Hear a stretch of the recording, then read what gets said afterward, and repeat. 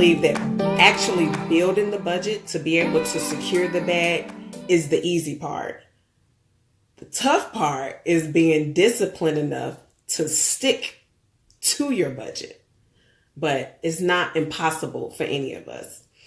And so, when you're creating your budget and you're thinking of every dollar that you're going to be the boss of, whether that's $800, $2,000, or $5,000 a month, you want to make sure that you create a budget for it. It really doesn't matter how much money you make, because there are people who make, six figures and are still living check to check. And if you're living check to check, it means that you are living above your means. And, it's really hard for you to reach financial goals, whether you make $10 an hour or if you make $50 an hour. A budget will help you reach your financial goals at any step of your financial life.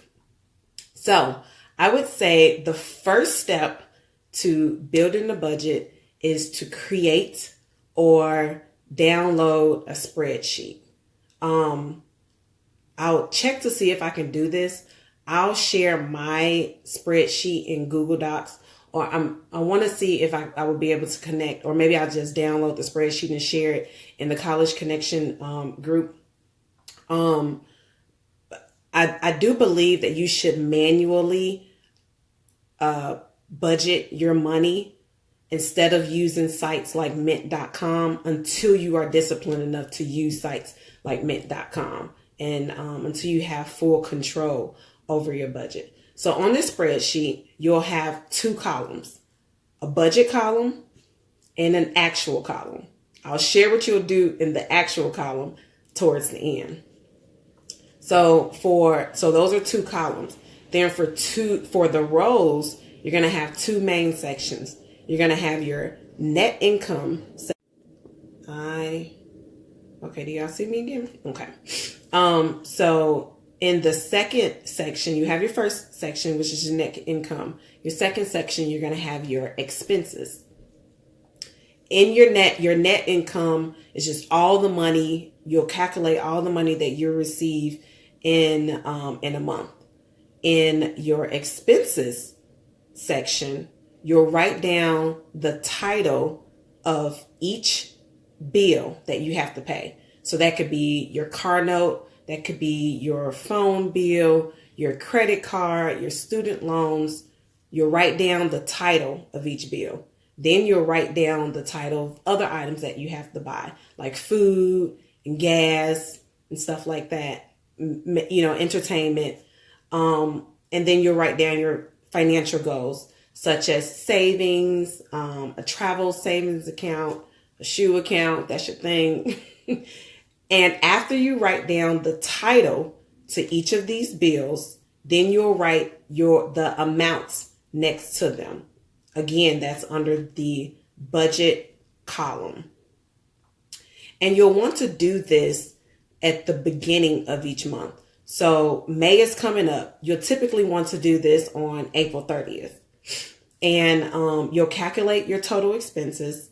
Ideally, you want your expenses to be less than your net income.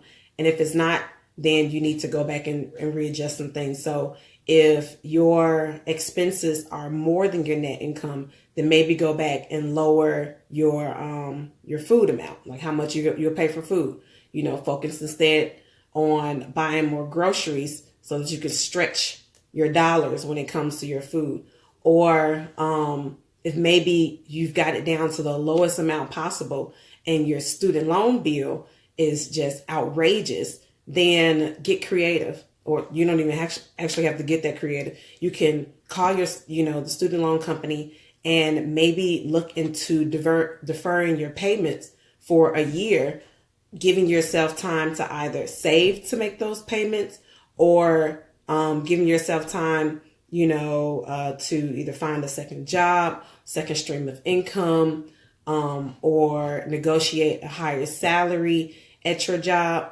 But get creative to make sure that your expenses are always equal to or less than your net income. So after you've calculated your total expenses, you go on about your life. So we were at the point of when you're at the end of each month, um, after you've calculated your total expenses, you've lived your life at the end of each month, and maybe this could be so if it's April 30th or May 1st, what you'll do is you'll go through your bank account for the month and write what you actually spent. So that is what that second column is for. Remember at the beginning, I said that you'll have the first column would be for your budget, and then you have an actual column, and this is what you actually spent.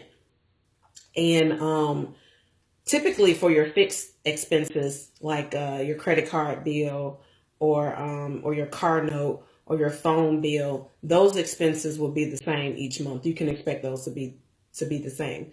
But your other expenses may be more than what you budgeted for, or they may be less than what you budgeted for. Those things like food and gas. I know mine is always food. I'm always going over my budget for food.